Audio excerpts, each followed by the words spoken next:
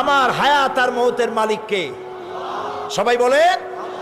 এই কথা যদি বিশ্বাস করি, হায়াত আর মৌতের মালিক আল্লাহ, এটা যদি বিশ্বাস করি, তাহলে মনের মধ্যে আল্লাহ ছাড়া কারো ভয় থাকবে? একজন মোমেনের মধ্যে একজন মোমেন বিপদে পড়ে ততটা পেরেশান হবে যতটা তার মধ্যে ইমানের কমতি থাকবে।